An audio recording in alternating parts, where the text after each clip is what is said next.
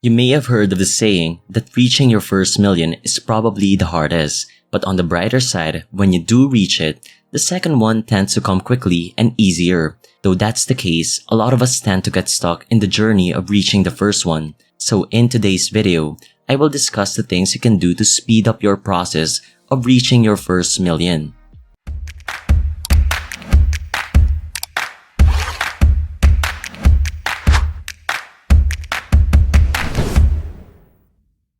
Before we begin, I would appreciate it if you would click the like button, and if you want to learn more about finance and investing and would want to see my progress in reaching financial freedom, then do click the subscribe button as well to be notified whenever I post a new video. So why is it that reaching your first million is the hardest? Well, first of all, like everything we do in life, may it be playing an instrument or a new sport, the start would always be the hardest. Since the things we are doing are all new to us, we are still acclimating ourselves. This is true as well in finance. We are still finding new ways to make our money grow, and we are still trying out different strategies. And one big reason as well is our salary is still small. Now, though we are just starting and trying different things, it's good for us to know the proven ways how to do it. The start is very important and is the best time to build a good foundation on how to grow our wealth properly. Just like in video games, you get to have a head start when you know how the game works already. And in finance, there are already a lot of studies showing us how to reach our first million faster. And these are stories of billionaires like Warren Buffett and Charlie Munger. So the first thing we can do is, of course, invest in ourselves, educate yourself, and increase your value. This is probably the most important thing to do and would definitely speed up the process. By increasing your value, your salary may also increase and may also open up new opportunities for you in the future. Thus can provide you with a good enough cash flow to live a good life while saving up to reach your first million. Educating oneself will lay a strong foundation for you both in your career and investments. Charlie Munger emphasizes this one. He said that without lifelong learning, you're not going to do very well. You're not going to get very far in life based on what you already know. He pointed out that Berkshire Hathaway, one of the largest companies in the world, which has the best long-term investment record in the entire history of civilization, the skill that got Berkshire through all of that was because Warren Buffett was a learning machine, a continuous learning machine. Without him being like that, that record wouldn't have been made.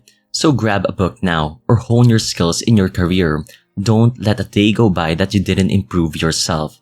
The second thing we can do is to budget wisely.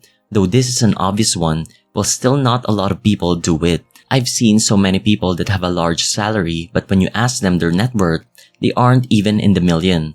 Though they look rich, those are all through loans. A lot of us have the habit of buying things we couldn't afford. Well, this is to be expected today because it's so easy to do. Just swipe your credit card and you can take home whatever you want. And whenever we get our salary, the last thing that comes to mind is to save and invest. Usually what most people do is pay loans, pay rent, and pay utilities first. To summarize, we pay other people first before even investing in ourselves. They only invest what's left, if there are any. The book The Richest Man in Babylon, which is probably the Bible of finance, stated that we best pay ourselves first. Take a part of what you earn and pay yourself first before paying anyone else. So instead of investing what's left of your salary, invest first, then use what's left for everything that you do. If it's not enough, then deduct from those things. If you have a monthly subscription that doesn't fit your budget, remove it. If you can't afford that car right now, then don't buy it. Start by taking a part of what you earn. Start with 10% of your monthly income, then set that aside first for your savings and investment. Then what's left is what you use for your leisure and bills. I tell you, if you start this habit now, I doubt you would only stick to saving 10%, especially when you're seeing your savings and investments growing. You would slowly increase the money you put into it. Again, pay yourself first. Put that word on the home screen of your phone or laptop. The third thing you can do to speed up your process is to use compounding interest to your advantage. Reinvest everything, especially the dividends. No matter how small it is, reinvest them back. Remember what I said a while ago? That the first million is the hardest. And when you do reach it, the second is a lot easier.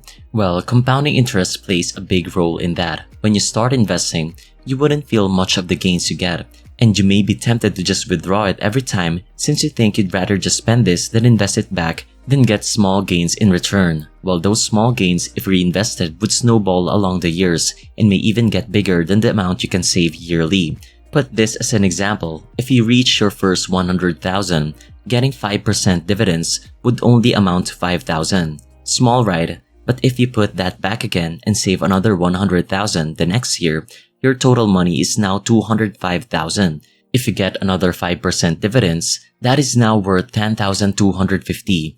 The dividends you reinvested already earned more dividends for you. Repeat this over and over again, and you're well on your way to reaching your first million. This is one of the reasons why reaching your second million is a lot faster. Because imagine, when you hit the 1 million mark, that 5% would already amount to 50,000, almost half of what you invest yearly, and you will be compounding that again and again, letting you reach your second million faster than the first one. This is how important compounding your returns is. If it took further detail on the importance of reinvesting dividends in a study done, the S&P 500, which is the index of the USA, has an annualized return of 10.7% in the last 100 years. But if you didn't reinvest dividends, you would only get 6.57%. Using those returns, for example, you invest 100K every year, having a 10.7% annualized return in 7 years, you would get 1,070,000. But without reinvesting those small dividends, in the same time frame, you only get 910,000. Just imagine this in a longer time horizon. The difference would be greater. The next thing you should be doing is, of course, you wouldn't get those returns in the first place if you aren't choosing the right investments. This is connected to our first point, which is to educate yourself. You wouldn't be able to choose the right investments if you don't know what you're doing. A lot of people just rush into investing without even knowing the basics. This leads them to lose a lot of money, and when that happens, it leaves them with a bad impression of the stock market, and they would never again put their money in it. But in reality, the stock market has made countless people millionaires and even billionaires, but it takes a bit of effort to study it and know the basics. So before you go buying stocks, study it first, know the financials of the company, and know if you're paying the right price for it. Or if you have no time in valuing individual companies, then stick with an index fund. Index funds are probably the best choice for individual investors, and it's easy to do. Just invest consistently every month and do that for a long period, not less than 10 years. And one thing to add to this is don't be too active. This may come as a shocker to most new in investing. If you think being active in investing is the key to success, then you are wrong. You looking at your investments every day, watching the ups and downs of the market, can lead to panic, especially when you watch your stocks going down. Those daily ups and downs don't mean much, especially when you will be holding on to your investments for a long time. Now, this is also true about buying and selling too often, or trading to be specific. Now, I'm not saying trading is totally bad, but what I'm sure of is that it is not a good option for a lot of people. Just to give you a clue, only 6% of traders are successful, and of that 6%, not all of them have a good long-term track record. So if you think you're one of the few who can be successful, then go right ahead and try it. But if you don't even have time to value individual companies, then I better stay away from buying and selling too often. And you're also putting yourself in paying a lot of fees in doing that. And it's already been proven countless times that long-term investing is the way to go for most people to be successful in investing. And you don't even have to be smart and good in charts to do so. Just to give you a clue, just teach a monkey to invest every month to buy an index fund. You know that monkey already beats a lot of experts. Why? A lot of active managers fail to even beat the index. I said this in one of my videos where I debunk 5 investing myths. I suggest you watch it after this video. Fortune magazine stated that only 4% of mutual fund managers beat the index. Imagine, these are experts that try to beat a passively investing fund. So try not to be too active, especially if you're a long-term investor. This way you get to take out the noise of the market, and it will prevent you from being tempted to buy and sell too much. Lastly, you shouldn't increase your lifestyle. Yes, it's tempting to spend more when you see your salary increasing, and at the same time, you're seeing your investments grow. But don't fall into this trap.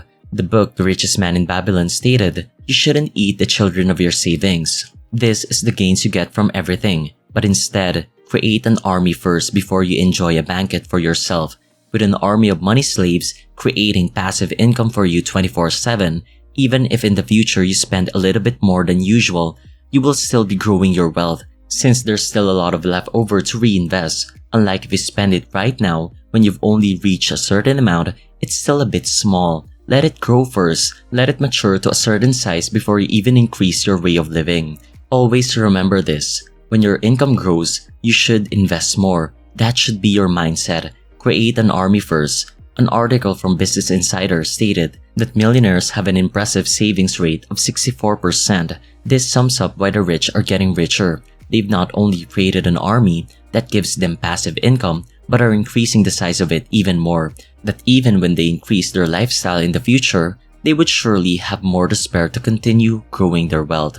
With that, this ends this video for today. So start acquiring good habits as early as possible. Create a good foundation. So before you leave, I would appreciate it if you would click the like button, and if you still aren't subscribed, might as well hit the subscribe button as well.